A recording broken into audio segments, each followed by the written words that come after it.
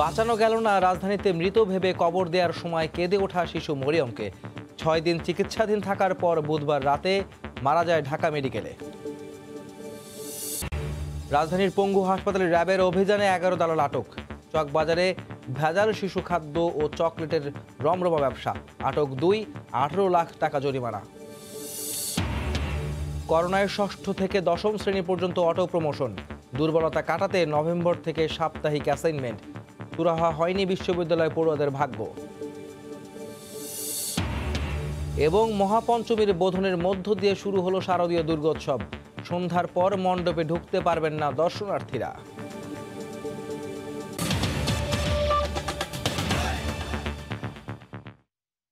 দেখছিলেন শিরোনাম। প্রবাসের সময়ের সঙ্গে আছি আমি আহমেদ সালেহিন। টানা 6 দিন চিকিৎসাধীন থাকার পর অবশেষে বুধবার মধ্যরাতে মারা গেছে মৃত ভেবে দাফনের সময় কেঁদে ওঠা সদ্যজাত মরিয়ম।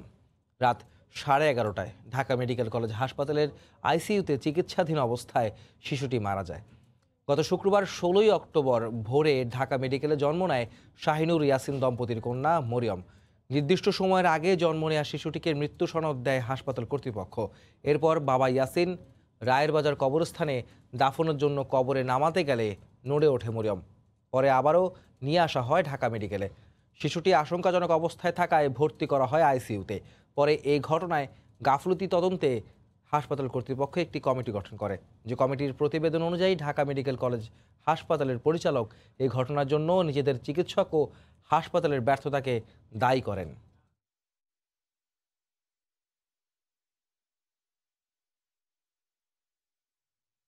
চিকিৎসকের মৃত ঘোষণার পর দাফনের সময় বেঁচে ওঠা নবজাতক মরিয়ম 6 দিন চিকিৎসাধীন থাকার পর ঢাকা মেডিকেলে মারা গেছে। এই খবর জানাতে সেখানে আছেন আমাদের সহকর্মী তোহা খান তামিম। সরাসরি চলে যাচ্ছে তার কাছে। তামিম।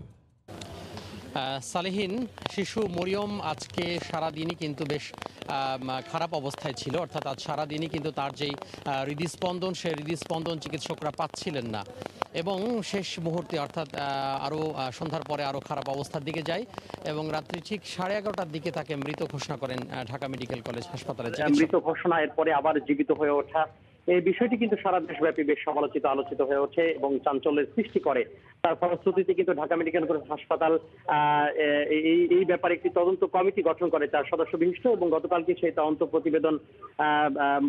প্রতিবেদন ঢাকা মেডিকেল কলেজ হাসপাতাল বলে যে আসলে এর যে দায়, অর্থাৎ চিকিৎসকদের যে দায়, সে দায় থাকলে তাদের বিরুদ্ধে ব্যবস্থা নেওয়া হবে এবং তাদের যে পেশাদারিত্বের দায়, সেই পেশাদারিত্বের কোনো দায় আসলে ঢাকা মেডিকেল কলেজ হাসপাতাল খুঁজে পায়নি বলে ঢাকা মেডিকেল কলেজ পরিচালক বলেছেন এবং এই সম্পূর্ণ দায় আসলে ঢাকা মেডিকেল কলেজের বলে তিনি গণমাধ্যমকে জানিয়েছেন। সালেহিন, একটি বিষয় বলে রাখি, সেটি হচ্ছে যে শিশু মরিয়ম যে আবারও জীবিত হয়ে উঠেছে এবং এই যে জীবিত হয়ে ওঠার পরে সে যে গত 6 দিন ধরে, অর্থাৎ গত 6 দিন ধরে কিন্তু সে বেশ তার যে কিছু মুভমেন্ট ছিল না, হাত পা নাড়াচাড়া ছিল, তার পরপরই কিন্তু গতকালের পর থেকে কিন্তু খারাপ অবস্থার দিকে যায় এবং আজকে সারাদিনই কিন্তু তার অবস্থার অবনতি হয় এবং যার ফলশ্রুতিতে আজকে আমরা দেখতে পাচ্ছি যে কিছুটা আশার আলো দেখানোর পরেও সে আসলে আমাদের ছেড়ে চলে গেল। অর্থাৎ শিশু মরিয়ম আজকে রাতে 11:30টার সময় সে মারা গিয়েছে।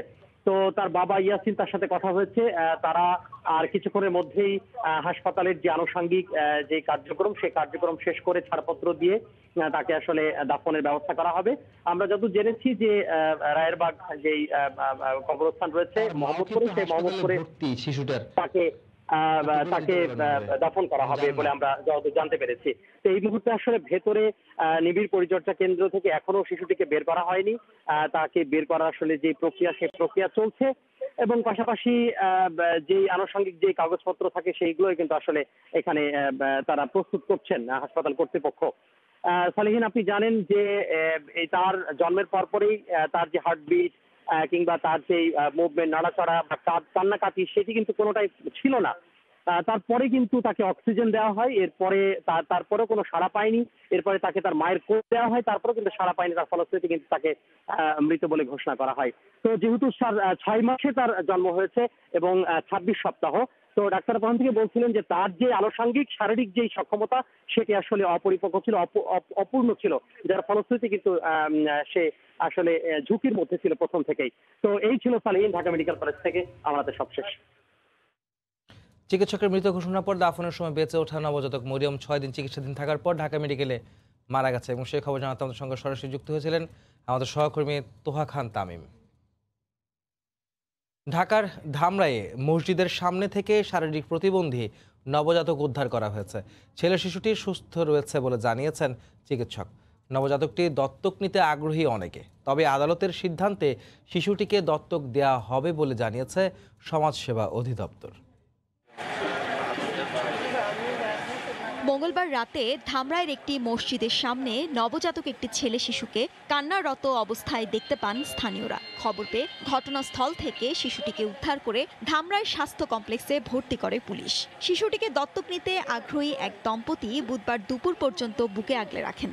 ফুটফুটে শিশুটিকে পেতে আকুতি জানান তারা। বাজারে ইসলাম ব্যাংকের ওই মসজিদে পাইছি, ওখানে আমার মানুষ 2-3 জন নিতে চাচ্ছিল, তাই আমি বললাম না, দেবো না, আমি বাচ্চা আমার কেউ নেই, ছেলেরাও নেই, আমার কাছে থাকাও না, আমার এই এখন ছেলে এক রাতে যে ময়া হয়েছে আমার এখনো আমার সন্তানে। শারীরিকভাবে পায়ে প্রতিবন্ধী বাচ্চা, কিন্তু তার অন্যান্য সব ভালো আছে, তার লাংস ভালো আছে, বাচ্চার সবকিছু ভালো আছে। সুনির্দিষ্ট প্রক্রিয়ার মাধ্যমে শিশুটিকে সমাজসেবা অধিদপ্তরের কাছে বুঝিয়ে দেওয়া হয়েছে বলে জানিয়েছে পুলিশ। যদি মূল পিতামাতাকে না পাওয়া যায়, সেই ক্ষেত্রে যদি তাকে দিতে চায় সেটা আদালতের মাধ্যমে তাদের নিতে হবে। সমাজসেবা অধিদপ্তরের কর্মকর্তার মাধ্যমে শিশুটিকে রাজধানীর শিশু কল্যাণ ট্রাস্টের কাছে পাঠানো হয়। উপজেলা থেকে আমরা বাচ্চাটাকে কাউকে দিতে পারছি না, কারণ আমাদের সে আইনগত ক্ষমতা নেই। এখন আদালতের মাধ্যমে নিতে হবে, যদি কেউ নিতে চায় বা ইচ্ছুক যদি কেউ থাকে। নবজাতকের বয়স 20 থেকে 25 দিন হবে বলে প্রাথমিকভাবে ধারণা করছেন চিকিৎসক। সময় সংবাদ, সাভার। চিকিৎসকের মৃত ঘোষণার পর দাফনের সময় বেঁচে ওঠা নবজাতক মরিয়ম 6 দিন চিকিৎসাধীন থাকার পর মারা গেছে। এই বিষয়ে কথা বলছেন শিশুটির বাবা। সরাসরি চলে যাচ্ছি সেখানে। মানে ওজন কম, সব কিছু মিলে আর কি অনেক কিছু সমস্যা, এই জন্য তার মৃত্যু হয়েছে। আপনার নাম কি? আমার নাম মোহাম্মদ ইয়াসিন। আচ্ছা, এখন বাচ্চার জি, বাচ্চার দাফনের বিষয়টা একটু যদি বলতেন। এই বিষয়ে বাচ্চার দাফন আমি রায়ের বাজার বুদ্ধিজীবী কবরস্থানে, যেখানে কবর খোঁড়া হয়েছিল, সেখানে নিয়ে আমি দাফন করতে চাচ্ছি আগামীকাল, আজকেই। এখন জি, তার মা আছে, ও অসুস্থ, ঘুমায় আছে, তার মাকে বলি নেই, কারণ যেহেতু ঘুমায় আছে, এই যেহেতু প্রেশার যেহেতু হাই, এই জন্য তার মাকে বলিনি আর কি। কারণ তার মা ঘুমান্ত অবস্থায় যদি হঠাৎ করে শুনে হয়তো অবস্থা খারাপ হতে পারে, এই জন্য আমি বলিনি। কিন্তু থ্যাংক ইউ। চিকিৎসকের মৃত ঘোষণার পর দাফনের সময় বেঁচে ওঠা নবজাতক মরিয়ম 6 দিন চিকিৎসাধীন থাকার পর ঢাকা মেডিকেল কলেজ হাসপাতালে মারা গেছে। আর সে বিষয়ে কথা বলছিলেন শিশুটির বাবা ইয়াসিন। আমরা সরাসরি ছিলাম সেখানে। এবার স্বাস্থ্যের আরেক কর্মচারীর পাহাড় সম অবৈধ সম্পদের সন্ধান পেয়েছে দুর্নীতি দমন কমিশন দুদক। পরিবার পরিকল্পনার অফিস সহকারী ঢাকায় একটি 6তলা বাড়ি, ফ্ল্যাট, প্লট এবং গ্রামে বিপুল সম্পদের সন্ধান পেয়েছে দুদক। অন্যদিকে মৌলভীবাজারে কাশিমপুর পাম্প হাউসে পাম্প কেনায় প্রায় 34.5 কোটি টাকা আত্মসাতের অভিযোগে পানি উন্নয়ন বোর্ডের প্রধান প্রকৌশলী চৌধুরী নাজমুল আলম সহ 11 জনের বিরুদ্ধে মামলা করেছে কমিশন। রাজধানীর মিরপুর 10 নম্বরের এই 6তলা বাড়ির মালিক স্বাস্থ্য মন্ত্রণালয়ের পরিবার পরিকল্পনা অধিদপ্তরের এক চতুর্থ শ্রেণীর কর্মচারী। পরিবার পরিকল্পনার বিভিন্ন প্রকল্পের সচেতনতামূলক বিভিন্ন ভিডিও চালিয়ে দেখানো যার কাজ, সেই আক্তারুজ্জামানের এই 6তলা বাড়ি সহ একই এলাকায় রয়েছে আরও একটি ফ্ল্যাট আর একাধিক প্লট। এই পাশে আছে, ওই পাশে আরেকটা টিনসের বাড়ি আছে, এটা আমি জানি। সম্পদ কেমন করলো এটা আমরা কেমন কমু, নিশ্চয়ই কিছু করছে। কি চাকরি করে সঠিক বলতে পারি না। কেউ বলে সচিবালয়ে চাকরি করে, কেউ পরিকল্পনা করে চাকরি করে।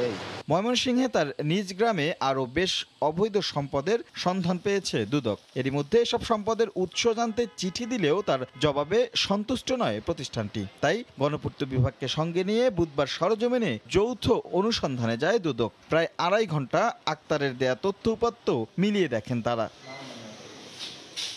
যদিও পরে অনুসন্ধানী দল কিংবা অভিযুক্ত কেউই মুখ খুলেননি এই বিষয়ে। এদিকে মৌলভীবাজারের কাশিমপুর পাম্প হাউজে পাম্প কেনার সরকারের 34 কোটি 42 লাখ টাকা আত্মসাতের অভিযোগে পানি উন্নয়ন বোর্ডের প্রধান প্রকৌশলী চৌধুরী নাজমুল আলম সহ 11 জনের বিরুদ্ধে মামলা করেছে দুর্নীতি দমন কমিশন। বুধবার দুদকের হবিগঞ্জ সমন্বিত জেলা কার্যালয়ে সংস্থাটির উপসহকারী পরিচালক সাইদুর রহমান বাদী হয়ে এ মামলাটি করেন। ভাবে মূল্য যাচাই না করে, প্রাক্কলন প্রস্তুত না করার কারণে অতিরিক্ত মূল্য দেখানো হয়েছে, যার ফলে ঠিকাদারকে অধিক মূল্য পরিশোধের সুযোগ সৃষ্টি করা হয়েছিল এবং সেই সুযোগ সৃষ্টি করে অতিরিক্ত মূল্য প্রদান করা হয়েছে। প্রকল্পের আওতায় বসানো 8টি পাম্পের প্রকৃতি মূল্য পাওয়া যায় 20,41,00,000 টাকা, অথচ বিল হিসেবে ঠিকাদার প্রতিষ্ঠান সরকার থেকে আদায় করেছে 54,83,00,000 টাকা। রাশেদ লিমন, সময় সংবাদ, ঢাকা। রাজধানীর পঙ্গু হাসপাতালে অভিযান চালিয়ে দালাল চক্রের 11 সদস্যকে আটক করেছে র্যাব। এ সময় আটককৃতদের 6 মাসের বিনাশ্রম কারাদণ্ড দেওয়া হয়। দালাল চক্রের সঙ্গে জড়িত হাসপাতালগুলোর বিরুদ্ধেও অভিযান চলবে বলেও জানায় র্যাব। একজন মহিলা আমাকে বলল যে আপনি এখানে ভর্তি করে কোনো লাভ হবে না, কারণ এখানে আপনার 2-3 মাস পরে বুঝছেন ঘোরাঘুরি করতে হবে। আমার কাছে আসেন, 1 সপ্তাহ মানে কাজ করে দেবো। ওই আমার একটা লোক আছে, এই প্রফেসর, ওনারে 25-30 হাজার টাকা হইলেই হয়ে যাবে। এখানে যা খরচ হবে আমাদেরও এখানেও তা খরচ হবে, আপনারা করতে পারেন, কোনো সমস্যা নেই, কথা বলে দেখতে পারেন। এভাবেই সাধারণ মানুষের সঙ্গে প্রতারণা করত পঙ্গু হাসপাতালে থাকা দালালরা। ঢাকা ও ঢাকার বাইরে থেকে চিকিৎসা নিতে আসা রোগীদের এসব কথা বলে প্রতারণার ফাঁদে ফেলে পঙ্গু হাসপাতাল থেকে প্রাইভেট হাসপাতাল বা ক্লিনিকে নিয়ে যেত দালাল চক্রের সদস্যরা। রোগী প্রতি পাওয়া যেত 1 থেকে 2 হাজার টাকা। এছাড়া বিভিন্ন বাহানায় তাদের কাছ থেকে হাতিয়ে নিত হাজার হাজার টাকা, আর দিতে না পারলে করত হয়রানি। পঙ্গু হাসপাতাল থেকে রোগী অন্য হাসপাতালে নিয়ে গেলে কত করে টাকা পান আপনারা? ওই যে রুগী বুঝে মনে করে 1,000 দেয়, 2,000 দেয়। এই রোগী নিয়ে কি করতেন? আমি ক্লিনিকে দিতাম। মানে এখান থেকে আপনি রোগী নিতেন, যে ক্লিনিকে চাকরি করছে। বুধবার অভিযান চালিয়ে দালাল চক্রের 11 সদস্যকে আটক করে র্যাব। প্রাথমিক জিজ্ঞাসাবাদে অভিযোগের সত্যতা পাওয়ায় প্রত্যেককে 6 মাসের বিনাশ্রম কারাদণ্ড দেন র্যাবের নির্বাহী ম্যাজিস্ট্রেট। সরকারি আদেশ অমান্য করে বা এই যে নিটোর থেকে যে আদেশ দেওয়া হয়েছে, এখানে কোনো দালালি কার্যক্রম চালানো যাবে না বা কোনো সরকারি কাজে বাধা সৃষ্টি করা যাবে না, তারা কিন্তু প্রতিনিয়তই এই কাজটা করে যাচ্ছে। দালাল চক্রের সাথে সংশ্লিষ্ট হাসপাতালগুলোও জড়িত থাকলে তাদেরকেও ছাড় দেয়া হবে না বলে জানায় র্যাব। কামরুজ্জামান মামুন, সময় সংবাদ, ঢাকা। রাজধানীর চকবাজারে চলছে শিশুদের ভেজাল খাদ্য ও নকল চকলেটের রমরমা ব্যবসা। এর পাশাপাশি মানহীন কসমেটিক্সেরও সন্ধান পেয়েছে র্যাব। এখান থেকে দেশের নামি দামি সব সুপার শপে সরবরাহ করা হচ্ছে এই ভেজাল পণ্য। অভিযানে 2 জনকে আটকের পাশাপাশি জরিমানা করা হয় 18 লাখ টাকা। শিশুদের মেয়াদোত্তীর্ণ ও ভেজাল খাদ্য এবং নামিদামি ব্র্যান্ডের নকল চকলেটে সয়লা পুরান ঢাকার চকবাজার। চীন, জার্মানি সহ বিশ্বের বিভিন্ন দেশের চকলেট মেলে এখানে, যা সরবরাহ করা হয় দেশের নামকরা সুপার শপগুলোতে। সেই সঙ্গে রয়েছে ভেজাল কসমেটিক্সের সমাহার। উৎপাদন তারিখ শেষ হলেও নতুন করে তারিখ বসিয়ে বাজারে ছাড়া হচ্ছে এগুলো। কিছু কিছু অসাধু ব্যবসায়ী আছে যারা আসলে সরকারের চোখ ফাঁকি দিয়ে তারা অবৈধভাবে মিথ্যা ঘোষণা দিয়ে পণ্যগুলি নিয়ে আসে। বিদেশি যে বিভিন্ন ব্র্যান্ডেড কোম্পানি চকলেটগুলো আছে সেগুলো মেয়াদ চলে যাওয়ার পরে সেগুলোকে মুছে আপনার ডেইরি মিল্ক এবং চকলেট দুটোই নতুন করে মেয়াদ দিয়ে এটা বাজারে ছাড়া হচ্ছে। বুধবার দুপুরে চকবাজার এলাকায় অভিযান চালিয়ে নানা ধরনের ভেজাল আর নকল পণ্যের সন্ধান পায় র্যাব, যেখানে মেড ইন ইন্ডিয়ার ব্যথানাশক মুভ ক্রিম ও গার্নিয়ার ফেস ওয়াশও তৈরি হচ্ছে। আসল প্রমাণের জন্য চীন থেকে আমদানি করা হয় পণ্যের মোড়ক। এ অবস্থায় সাধারণ ক্রেতারা নিরুপায় আসল আর নকলের দ্বন্দ্বে। আমি যেটা ইউজ করছি চকবাজারে খুবই অ্যাভেলেবল, এখন তাহলে ওইটা আসল না আমারটা আসল, এটা আমি কি করে বের করব? কসমেটিকের দ্বিধাদ্বন্দ্বে আমরা হয়তো অনেক সময় অর্থনৈতিকের জন্য কিনে ফেলি, কিন্তু এটা স্কিনের চরম ক্ষতিকর। পেছনে তাকে সাজানো যে শিশু খাদ্যগুলো রয়েছে অর্থাৎ চকলেটগুলো, এগুলো বেশিরভাগ হচ্ছে বিদেশ থেকে আমদানিকৃত।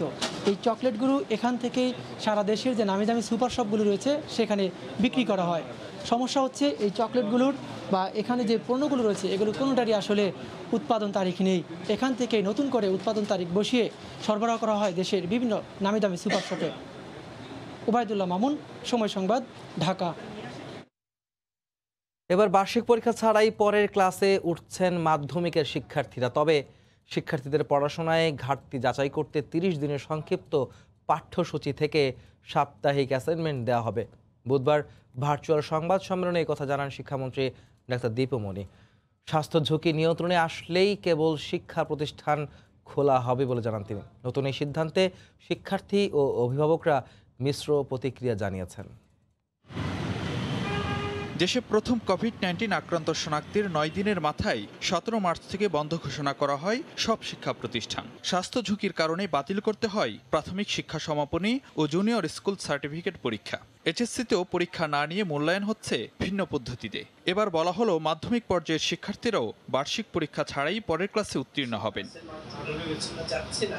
বুধবার এক ভার্চুয়াল সংবাদ সম্মেলনে শিক্ষামন্ত্রী জানান, সবাই যাবে পরের ক্লাসে। এক্ষেত্রে কোনো প্রতিষ্ঠানই নিতে পারবে না পরীক্ষা। এবার পরীক্ষা ছাড়াই সবাই পরবর্তী ক্লাসে যাচ্ছে, কিন্তু তারা, আমি প্রত্যেক শিক্ষার্থীকে বলবো, অভিভাবকদের বলবো, শিক্ষকদেরকে বলবো, আমার পরীক্ষা দিয়ে পরবর্তী ক্লাসে যেতে হচ্ছে না, এটি সত্য, কিন্তু আমি যেন যতদূর সম্ভব আমার সুযোগ আছে, আমার শিখন ফল যা আমার অর্জন করবার কথা ছিল তা অর্জন করবার সেই সুযোগটি যেন প্রত্যেকটি শিক্ষার্থী যেন গ্রহণ করে। তবে নভেম্বর থেকে 30 কার্য দিবসের সংক্ষিপ্ত পাঠ্যসূচির ভিত্তিতে প্রতি সপ্তাহে অ্যাসাইনমেন্ট করতে হবে শিক্ষার্থীদের, যার ভিত্তিতে শিক্ষার্থীদের ঘাটতি যাচাই করে তা পূরণ করার চেষ্টা করা হবে পরের ক্লাসে। সংক্ষিপ্ত সিলেবাস শিক্ষা প্রতিষ্ঠানে পাঠিয়ে দেওয়ার পাশাপাশি প্রকাশ করা হবে মন্ত্রণালয়ের ওয়েবসাইটে। সংশ্লিষ্ট শ্রেণীর বিষয়ভিত্তিক শিখন ফলের গুরুত্ব বিবেচনা করে সিলেবাসটি এমনভাবে প্রণয়ন করা হয়েছে যেন তা পরবর্তী ক্লাসের শিখন ফল অর্জনে সহায়তা করে। এদিকে নতুন এই সিদ্ধান্তে মিশ্র প্রতিক্রিয়া জানান শিক্ষক, শিক্ষার্থী ও অভিভাবকরা। অনলাইনেও যদি পরীক্ষা হতো তবু আমরা একবার হলে বইটা দেখতাম যে পরীক্ষা হবে, স্যার আমাদের সামনে থাকবে, পরীক্ষাটা নিত, তখন আমরা একটু হলেও পড়তাম। আগে যেভাবে পরীক্ষাটা দেওয়া হতো ওইভাবে পরীক্ষাটা দিলে অনেক ভালো হয়। আমাদের এটাও দেখতে হবে আমাদের সকল শিক্ষার্থী সেই অ্যাসাইনমেন্টগুলো জমা দিতে পারবে কিনা। ভার্চুয়াল সংবাদ সম্মেলনে শিক্ষামন্ত্রী জানান, স্বাস্থ্য ঝুঁকি কমে আসলেই নেওয়া হবে শিক্ষা প্রতিষ্ঠান খোলার সিদ্ধান্ত। এছাড়া আগামী বছর এসএসসি ও এইচএসসি পরীক্ষা নেওয়া হবে জানিয়ে শিক্ষার্থীদের প্রস্তুতি নিতে বলেন মন্ত্রী। তবে পরীক্ষা কখন হবে তা নির্ভর করছে কোভিড পরিস্থিতির উপর। ফারুক ভূঁইয়া, রবিন, সময় সংবাদ, ঢাকা। প্রাথমিক থেকে মাধ্যমিক পর্যন্ত সিদ্ধান্ত নিলেও উচ্চ পর্যায়ের শিক্ষার্থীদের বিষয়ে কোনো কথা হয়নি এখনও। এতে অনার্স ও মাস্টার্স পড়ুয়া শিক্ষার্থীরা পড়াশোনা শেষ করা এবং কর্মজীবনে প্রবেশ নিয়ে শঙ্কার কথা বলছেন। জীবনের এক অনিশ্চয়তা, তাদের দাবি দ্রুত সিদ্ধান্ত নেওয়া হোক তাদের ব্যাপারে। শিক্ষাবিদরা বলছেন, এক্ষেত্রে বিশ্ববিদ্যালয়গুলোকে কিছুটা ছাড় দিয়ে সমস্যার সমাধান করতে হবে। ফেরদৌস লিপির রিপোর্ট। কোভিড-19 থাবায় পরিবর্তন এসেছে দুনিয়া জুড়ে, যার ঢেউ ছুঁয়েছে শিক্ষাঙ্গন পর্যন্ত। তবে এই ক্ষতি কিছুটা পুষিয়ে নিতে এবং শিক্ষা কার্যক্রম গতিশীল করতে প্রাথমিক থেকে মাধ্যমিক পর্যন্ত অটো প্রমোশনের সিদ্ধান্ত নিয়েছে সরকার। এইচএসসি পরীক্ষার ফলাফলের বিষয়ে ঘোষণা এসেছে বেশ কয়েকদিন আগে। এসএসসি পাশ করাদের ভর্তি প্রক্রিয়া শেষ করে ক্লাসও শুরু হয়েছে। এই সবই চলছে অনলাইন পদ্ধতিতে। সর্বশেষ মাধ্যমিকের ব্যাপারে সিদ্ধান্ত এসেছে বুধবার। তবে দেশের 37টি পাবলিক বিশ্ববিদ্যালয়ে অধ্যয়নরত প্রায় 32 লাখ শিক্ষার্থীর ভাগ্যে কি আছে সেই সুরাহা হয়নি এখনো। সেই সঙ্গে 91টি বেসরকারি বিশ্ববিদ্যালয়ের প্রায় 4 লাখ শিক্ষার্থীর বেশিরভাগই অনলাইন ক্লাসের আওতায় আসলেও তাদের পরীক্ষা পরবর্তী ক্লাসে ওঠা কিংবা চাকরির বাজারে প্রবেশের কি হবে। 8 সেমিস্টার এখনো শুরু হয় নাই, তার মানে শেষ হতে হতে প্রায় সামনের বছরের মাঝামাঝি সময়ই চলে যাবে। ওই টাইমে কিন্তু আমি কোথাও জবের জন্য অ্যাপ্লাই করতে পারতাম, অথবা বাইরে যারা যেতে চাচ্ছে তারা জিআরই আইএলটিএস নিয়ে পড়াশোনা শুরু করতে পারতো। আমাদেরকে শিক্ষা বর্ষ থেকে মুক্তি দিয়ে আমরা যাতে বিভিন্ন জবে অ্যাপ্লাই করতে পারি। 7-8 মাস আমরা এমনিতেই একটা গ্যাপে পড়ে গেলাম। যদি আমাদের অতি তাড়াতাড়ি পরীক্ষাটা নেওয়া হতো তাহলে আমরা ছাত্র জীবন থেকে একটা অবসর নিতাম। যদিও বেসরকারি বিশ্ববিদ্যালয় কর্তৃপক্ষের দাবি চালু আছে তাদের শ্রেণী শিক্ষা কার্যক্রম, চলছে পরীক্ষার প্রস্তুতিও। পাবলিক বিশ্ববিদ্যালয়গুলো এই পদ্ধতি অনুসরণ করলে সংকট কাটবে বলে আশা তাদের। তবে বিশেষজ্ঞরা বলছেন ক্ষতি কিছুটা স্বীকার করতেই হবে, এর মধ্য থেকেই খুঁজে নিতে হবে সমাধানের পথ। বিভিন্ন বিশ্ববিদ্যালয়ের পিছিয়ে চিন্তা করতেছেন, ছাত্রদেরকে ক্যাম্পাসে না এনে কিভাবে নেওয়া যায় সেটা চিন্তা করতেছে। কোনো সিদ্ধান্ত হয় নাই, আলোচনা করছে কিভাবে নেওয়া যায় সেটা। বিশ্ববিদ্যালয়গুলোকে একটা নমনীয়তার ভাব দেখাতে হবে, একটা ফ্লেক্সিবিলিটি দেখাতে হবে।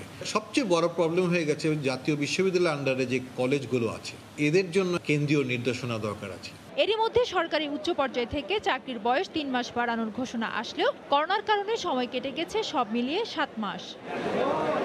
ফেরদৌস লিপি, সময় সংবাদ, ঢাকা। শুধু ব্যানকোভিডই নয়, হিউম্যান ট্রায়ালে যে কোনো অপ্রত্যাশিত পরিস্থিতি মোকাবেলায় আরও 2টি ভ্যাকসিন আছে পাইপলাইনে। ব্যানকোভিড নিয়ে আত্মবিশ্বাসী হলেও নিজেদের প্রস্তুতিতে ঘাটতি রাখতে চায় না বাংলাদেশের গ্লোব বায়োটেক। রাশেদ লিমনের আরও একটি রিপোর্ট। করোনা মুক্তির পথ খুঁজছে গোটা বিশ্ব। এরই ধারাবাহিকতায় ভ্যাকসিন ট্রায়ালে সবার আগে এগিয়ে রাশিয়ার স্পুটনিক 5 ক্লিনিক্যাল ট্রায়ালের 3য় ধাপের শেষ পর্যায়ে তারা। সমানতালে এগিয়ে যাচ্ছে যুক্তরাষ্ট্রের ফাইজার আর মডার্না, জার্মানির বিয়নটেক, আছে চীনের সিনোভ্যাকো। একই গতিতে এগিয়েও ক্লিনিক্যাল ট্রায়ালে কিছুটা জটিলতায় খানিকটা পিছিয়ে পড়েছে যুক্তরাজ্যের অক্সফোর্ডের ভ্যাকসিন। অন্যদিকে এই দূরে একেবারে পিছিয়ে নেই বাংলাদেশের ভ্যাকসিন ব্যানকভিড। নিজেদের পাট চুকিয়ে সিআরওর মাধ্যমে মানবদেহে প্রয়োগের অনুমতির অপেক্ষায় তারা। বিশ্ব স্বাস্থ্য সংস্থার তালিকাভুক্তি আরও আত্মবিশ্বাসী করেছে এর গবেষকদের। স্টেপ বাই স্টেপ আমরা যেভাবে অ্যাডভান্স করেছি, যেভাবে আসলে হওয়া উচিত, সেই জিনিসগুলোই হয়েছে এবং সেটার ফলশ্রুতিতেই আজকে WHO আমাদের ভ্যাকসিন ক্যান্ডিডেটকে এনলিস্ট করেছে। গ্লোব বায়োটেক তারাই একমাত্র কোম্পানি হিসেবে 3টা ভ্যাকসিন ক্যান্ডিডেটকে এনলিস্ট করাতে পেরেছে WHO-তে। তো এটা একটা অনেক বড় ব্যাপার, এটা একটা গর্বের জায়গা। তবে মানবদেহে প্রয়োগের পর দেখা দিতে পারে নানা অসঙ্গতি, যেমনটা হয়েছিল অক্সফোর্ডের। এমন অপ্রত্যাশিত ঘটনা মোকাবেলায় কতটা প্রস্তুত গ্লোব? প্রতিষ্ঠানটি বলছে তাদের রয়েছে বিকল্প পরিকল্পনাও। এটা প্রিক্লিনিক্যাল স্টাডি যখন হবে, 3টা তাহলে আমরা একটা কম্পারিজন করতে পারবো যে 3টার মধ্যে কোনটা বেশি কার্যকর। হ্যাঁ, তখন আমরা সেটাকে বেশি এমফেসাইজ করতে পারবো। যে বিশ্বের অনেক দেশই কিন্তু একটা ক্যান্ডিডেট নিয়ে কাজ করতেছে, এটা একটা পর্যায়ে যায় সেটা বিভিন্ন পার্শ্বপ্রতিক্রিয়ার কারণে এটা স্থগিত হয়ে যাচ্ছে, কিন্তু আমরা সেক্ষেত্রে আমাদের কোনো ভয় নেই, কারণ আমাদের পরবর্তী আরেকটা ব্যাকআপ প্ল্যান আছে আমাদের। বিশ্ব স্বাস্থ্য সংস্থার ওয়েবসাইটে গ্লোবই একমাত্র প্রতিষ্ঠান যার একাধিক ভ্যাকসিন তালিকাভুক্ত আছে। রাশেদ লিমন, সময় সংবাদ, ঢাকা। স্বাস্থ্য অধিদপ্তরের হিসেবে করোনায় আক্রান্ত হয়ে দেশে বুধবার দুপুর পর্যন্ত 24 ঘন্টায় মারা গেছেন 24 জন। নতুন শনাক্ত হয়েছেন 1545 জন। এ নিয়ে দেশে মোট রোগীর সংখ্যা 3,93,131 জন।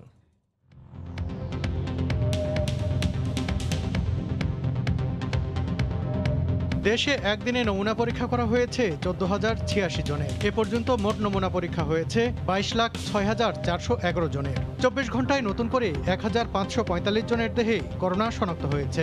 এ নিয়ে মোট আক্রান্ত 3,93,131 জন। 24 ঘন্টায় মারা গেছেন 24 জন। এ পর্যন্ত করোনা আক্রান্ত হয়ে মারা গেলেন 5,723 জন। করোনা থেকে 24 ঘন্টায় সুস্থ হয়েছেন 1,704 জন। এ পর্যন্ত সুস্থ হয়েছেন 3,08,845 জন। দেশের প্রথম পারমাণবিক বিদ্যুৎ কেন্দ্র রূপপুরের জন্য ভারী যন্ত্রাংশ আমদানি শুরু হয়েছে পুরোদমে। এরই মধ্যে রাশিয়া থেকে নিয়ে আসা হয়েছে প্ল্যান্টের প্রাণখ্যাত নিউক্লিয়ার চুল্লি ও জেনারেটর। মোংলা বন্দর দিয়ে সব প্রক্রিয়া সম্পন্ন করে এখন চলছে ভারী যন্ত্রাংশ রূপপুরে পাঠানোর কাজ। দেশ জুড়ে নৌযান ধর্মঘটের মধ্যেও যন্ত্রাংশ খালাসে কোনো সমস্যা হচ্ছে না জানিয়ে সংশ্লিষ্টরা বলছেন, সর্বোচ্চ সতর্কতা অবলম্বন করেই পাঠানো হবে পাবনার রূপপুরে। 14,000 কিলোমিটার সমুদ্রপথ পাড়ি দিয়ে গৌরবের প্রকল্প রূপপুর পারমাণবিক বিদ্যুৎ কেন্দ্রের প্রথম ইউনিটের পরমাণু চুল্লিপাত্র এখন দেশের মাটিতে। রাশিয়ার রাষ্ট্রায়ত্ত পরমাণু সংস্থা রোসাটমের কারখানায় তৈরি ভারী এসব যন্ত্রাংশ নৌযান শ্রমিকদের কর্মবিরতির মধ্যেই বিশেষ ব্যবস্থায় পুরোদমে খালাসে ব্যস্ত মোংলা বন্দর কর্তৃপক্ষ। মঙ্গলবার বিকেলে MV ডেইজি নামের একটি জাহাজে দেশের নৌসীমায় প্রবেশ করে এসব যন্ত্রাংশ। এই চালানে প্রথম ইউনিটের রিয়্যাক্ট প্রেসার ভেসেল ও একটি স্টিম জেনারেটর রয়েছে। এছাড়া রয়েছে আনুষঙ্গিক আরও কিছু যন্ত্র। আমদানি করা এসব গুরুত্বপূর্ণ যন্ত্র এখন প্রক্রিয়া মেনে সড়ক ও নৌপথে রূপপুরে পাঠানোর প্রস্তুতি শুরু করেছে কর্তৃপক্ষ। খুচরা যন্ত্রাংশ সড়ক পথে আর মূল চুল্লি নৌপথে পৌঁছাবে রূপপুরে। এটা বাই রোডে যাচ্ছে, বার্জ নদীপথে যাচ্ছে, বোথ দুই সাইডে যাচ্ছে, কোনো সমস্যা হচ্ছে না। চুল্লির খুচরা যন্ত্রাংশ এবং পারমাণবিক চুল্লির একটা অংশ এই জাহাজে আসছে। আমরা আশা করতেছি আগামী 2 থেকে 3 দিনের মধ্যে আমাদের এই পণ্য খালাস শেষ হবে। দেশে চলমান নৌযান শ্রমিকদের ধর্মঘটের মধ্যে ভারী এসব যন্ত্র খালাসে কোনো প্রতিবন্ধকতা তৈরি হচ্ছে না বলে জানিয়েছেন বন্দর কর্তৃপক্ষ। এগুলো যথাযথ নিরাপত্তা বিধান করছে এবং সুন্দরভাবে সংরক্ষণ করার ব্যবস্থা করছে। লাইটার শ্রমিকরা যে কর্মবিরতি পালন করছে সেটার জন্য মংলা বন্দর এখন পর্যন্ত তেমন সমস্যায় পড়ছে না। সংশ্লিষ্টরা বলছেন, পাবনার রূপপুরে নির্মাণাধীন দেশের সবচেয়ে বড় এই প্রকল্পের অধিকাংশ যন্ত্র এই মোংলা বন্দর দিয়েই আমদানি করা হবে। কাজ শেষ হলে 2024 সাল নাগাদ 2টি ইউনিটে সেখান থেকে উৎপাদিত হবে 2400 মেগাওয়াট বিদ্যুৎ। তরিকুল ইসলাম, সময় সংবাদ, মংলা। আওয়ামী লীগের প্রেসিডিয়াম সদস্য ও সাবেক স্বরাষ্ট্রমন্ত্রী অ্যাডভোকেট সাহারা খাতুনের মৃত্যুতে স্মরণ সভা ও দোয়া মাহফিল অনুষ্ঠিত হয়েছে। ঢাকা আইনজীবী সমিতি ভবনে রাষ্ট্রপতি জিল্লুর রহমান মিলনায়তনে বঙ্গবন্ধু আইনজীবী পরিষদ আয়োজিত অনুষ্ঠানে বক্তব্য রাখেন আওয়ামী লীগ ও সমমনা পেশাজীবী সংগঠনের বিভিন্ন পর্যায়ের নেতারা। সরাসরি উপস্থিত থেকে ও অনলাইনে সংযুক্ত হয়ে সাহারা খাতুনের কর্মজীবনের উপর আলোকপাত করেন বক্তারা। অনুষ্ঠানে প্রধান অতিথি ছিলেন আইনমন্ত্রী আনিসুল হক। বক্তারা বলেন, মৃত্যুর আগ পর্যন্ত আওয়ামী লীগ ও মানুষের জন্য কাজ করে গেছেন সাহারা খাতুন।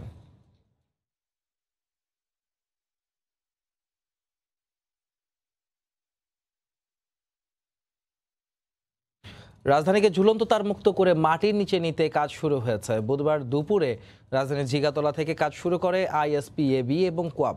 তারা বলেন, জনভোগান্তি কমাতে রাতের বেলা কাজ চলবে। কোয়াব সভাপতি জানান, তার অপসারণে আন্তরিক কেবল অপারেটররা। হরিপদ সাহা রিপোর্ট। ইন্টারনেট ও কেবল টিভির সংযোগ বৃদ্ধির সঙ্গে সঙ্গে ঢাকা শহরের রাস্তায় ঝুলন্ত তারের জটলাও বাড়ছিল। এই অবস্থায় 2 সিটি কর্পোরেশন তার কাটা শুরু করলে সংযোগ বিচ্ছিন্ন হয় লাখ লাখ গ্রাহকের। এক পর্যায়ে আইএসপিএবি ও কোয়াব তার কাটার প্রতিবাদে প্রতিদিন 3 ঘন্টা সেবা বন্ধের আলটিমেটাম দিলে বৈঠকে বসেন দক্ষিণ সিটির মেয়র। সিদ্ধান্ত হয় নভেম্বরের মধ্যে ঝুলন্ত তার অপসারণ করবে ব্যবসায়ীরা। ভূগর্ভস্থভাবে তারগুলোকে লাগানোর কার্যক্রম। রোববার মেয়রের সাথে হওয়া বৈঠকের সিদ্ধান্ত কার্যকরে বুধবার রাজধানীর ধানমন্ডিতে মাটির নিচে তার টানতে প্রাথমিক কাজ শুরু করেন সংশ্লিষ্ট ব্যবসায়ীরা। রাস্তা খোঁড়ার পাশাপাশি মাটির নিচে ড্রিলিং করে রাস্তা অক্ষত রেখেও তার টানার পাইপলাইন করা হবে বলে জানান আইএসপিএবির সভাপতি। অ্যাক্টিভ শেয়ারিংয়ের অনুমোদনটা যদি দেওয়া হয়, প্রথমত হচ্ছিল কি ইন্টারনেটের মূল্য বাড়ার সম্ভাবনা থাকবে না, আমরা দ্রুততার সহিত কাজগুলো করে ফেলতে পারবো। এবং যেসব জায়গায় ওভারহেড কেবল থেকেই যাবে সেখানে বাঞ্চ অফ কেবল থাকবে না, সেখানে হয়তো একটা কিংবা ম্যাক্সিমাম 2টা কেবল থাকবে। সিটি কর্পোরেশন রাস্তা খোঁড়ার ক্ষতিপূরণে কোনো অর্থ না নিলেও শ্রমিকের মজুরি, নতুন লাইনের তারসহ অন্যান্য খরচ বহন করতে হবে সেবা সরবরাহকারী প্রতিষ্ঠানগুলোকেই। যে কেবলগুলি আমাদের এখন উপরে আছে, আমি আশা করব যে মেয়র মহোদয় যে টাইমটা দিয়েছেন, আমরা কাজ আজকে যেহেতু শুরু করেছি, টাইম ফ্রেমিং থাকে সব জায়গাতে একটা কিছু, কিন্তু কাজের উপরে ডিপেন্ড করে এটা অবশ্যই সকলে বিবেচনা করবে।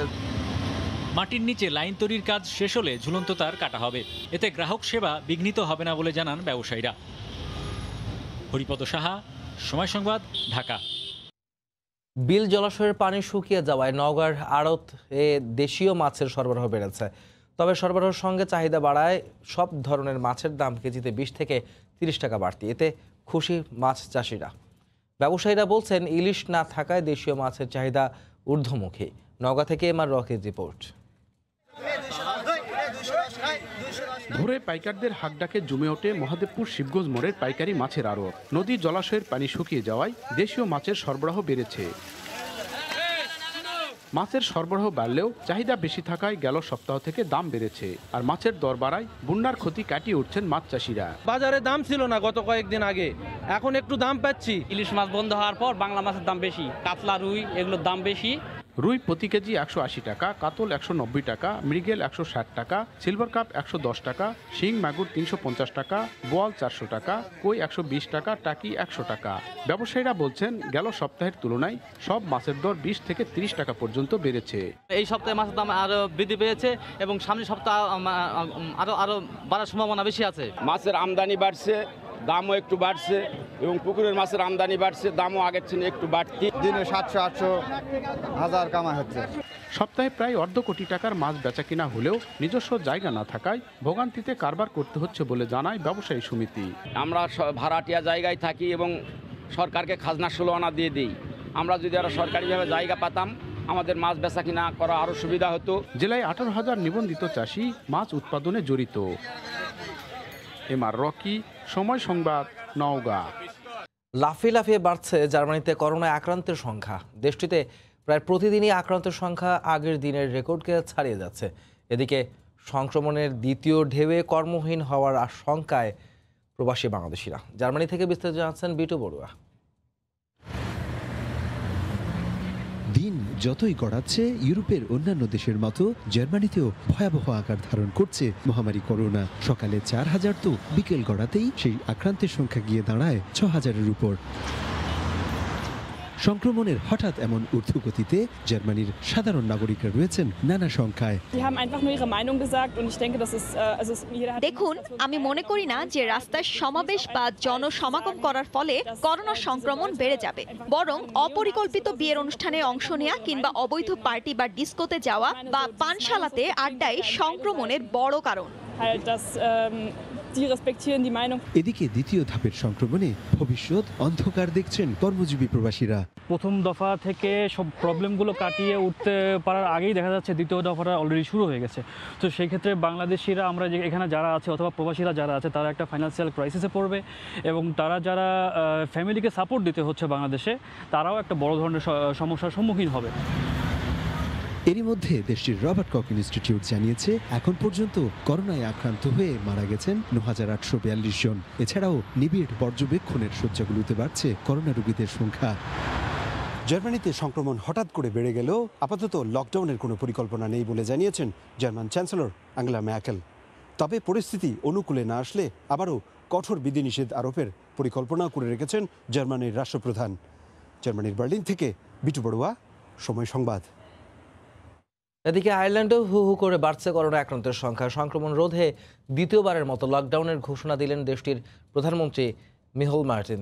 আয়ারল্যান্ড থেকে বিস্তারিত জানাচ্ছেন সুয়েজওয়েল। করোনা সংক্রমণ রোধে 5টি ধাপের একটি পরিকল্পনা নিয়ে এগোচ্ছিল আয়ারল্যান্ড। প্রথম, দ্বিতীয়, তৃতীয় ধাপেও সংক্রমণ রোধ সম্ভব হয়নি, বরং শহর ছড়িয়ে প্রতিদিন হাজারের বেশি আক্রান্ত হচ্ছে গেল কয়েক সপ্তাহ ধরে। এই অবস্থায় 5 নম্বর ধাপে পুরো লকডাউনের ঘোষণা প্রধানমন্ত্রী মিহেল মার্টিনের। সংক্রমণের ঊর্ধ্বগতি ভাবিয়ে তুলছে বাংলাদেশি কমিউনিটিকেও। তবে সঠিক সময় সরকার লকডাউনের সিদ্ধান্ত নিয়েছে বলে মত তাদের। আমরা গত কয়েক সপ্তাহ ধরে লক্ষ্য করছি করোনা রোগীর বৃদ্ধির হার প্রতিদিন হাজারের উপর। আয়ারল্যান্ডের জনসংখ্যা অনুসারে এর আয়তন অনুসারে এই হার অনেক বেশি। এই কারণেই সরকারের এই সময় উপযোগী সিদ্ধান্ত নিয়েছেন বলেই আমাদের বিশ্বাস। এদিকে দেশটিতে এখন পর্যন্ত আক্রান্ত হয়েছেন 52,000-এরও বেশি মানুষ। আর শেষ একদিনে 13 জনের মৃত্যুতে এই সংখ্যা এখন 1865। হঠাৎ করেই সংক্রমণের আকাশে আজ বৈরী আবহাওয়া আয়ারল্যান্ডে। করোনার প্রথম ঢেউয়ের প্রথম লকডাউন যতটা কার্যকরী হয়েছিল সংক্রমণ রোধে, দ্বিতীয় ধাপের দ্বিতীয় লকডাউন কি সেই ধারায় ফিরতে পারবে আয়ারল্যান্ড? তার উত্তর জানতে অপেক্ষা করতে হবে আরও 6 সপ্তাহ। আয়ারল্যান্ড থেকে সৈয়দ জুয়েল, সময় সংবাদ। বুধবার মহাপঞ্চমীর বোধনের মধ্য দিয়ে শুরু হলো শারদীয় দুর্গোৎসব। দশমীর বিসর্জনের আগ পর্যন্ত আগামী 5 দিন ষোড়শ উপচারে মর্তে পূজিত হবেন দুর্গতনাশিনী মা দুর্গা। এদিকে সন্ধ্যার পর মণ্ডপে ঢুকতে না পারায় কিছুটা আক্ষেপ ভক্তদের।